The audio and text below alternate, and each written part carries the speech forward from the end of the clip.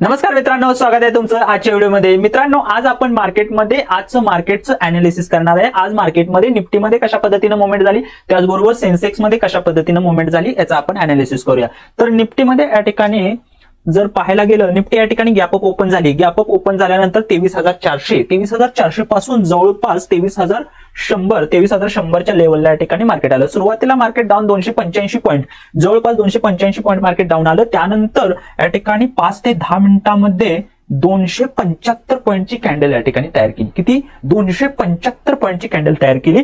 त्यानंतर वरती अपसाइडला मार्केट गेल्यानंतर त्यानंतर जवळपास 300 पॉईंट मार्केट परत डाऊन साइडला आलं। तर अशा पद्धतीनं मार्केटमध्ये मॅनिप्युलेशन चालू आहे। त्याचबरोबर आपण सेन्सेक्स बघूया, तर सेन्सेक्स मध्ये जवळपास 1000 पॉईंट, सेन्सेक्स थोडासा गॅप अप झाल्यानंतर जवळपास 1000 पॉईंट मार्केट या ठिकाणी डाऊन आलं। त्यानंतर 5 ते 10 मिनिटांमध्ये जवळपास 1100 पॉईंट मार्केट वरती गेलं। 1100 पॉईंट 5 ते 10 मिनिटांमध्ये, आणि परत या ठिकाणी मार्केट 1200 पॉईंट खाली आलं। आणि टोटल जर पाहायला गेलं, हे अप अँड डाऊन 5000 पॉईंट, 5200 पॉईंटच्या या ठिकाणी टोटल या ठिकाणी सेन्सेक्स मध्ये मूवमेंट झालेले आहे।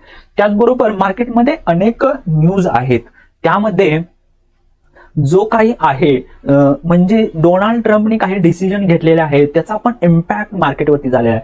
तर युएसचा या ठिकाणी करन्सी आहे, युएसची करन्सी डॉलर आहे।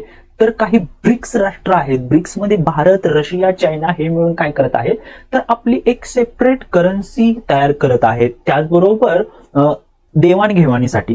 त्यामुळे काय होतंय, तर डॉलरची व्हॅल्यू कमी होत आहे। असं ज्यावेळेला डोनाल्ड ट्रम्प यांच्या निदर्शनास आलं, त्यावेळेला त्यांनी काय केलेलं आहे, काही कडक डिसिजन घेतलेले आहेत, आणि त्याचाच इम्पॅक्ट मार्केटवरती या पद्धतीनं अशी व्हॉलॅटिलिटी वाढलेली आहे मार्केटमध्ये।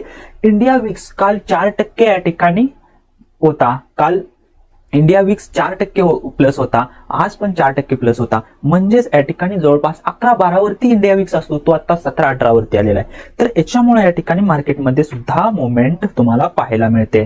त्याचबरोबर काल ओनली ऑटो आणि एफएमसीजी सेक्टर निगेटिव्ह होते। काल ऑटो आणि एफएमसीजी सेक्टर निगेटिव्ह होते, बाकी फायनान्स सेक्टर वगैरे सगळे पॉझिटिव्ह होते। परंतु आज या ठिकाणी सगळे सेक्टर निगेटिव्ह आहेत। त्याचबरोबर आजचे काही स्टॉक आपण टॉप गेनर्स आणि टॉप लुजर्स आपण बघूया।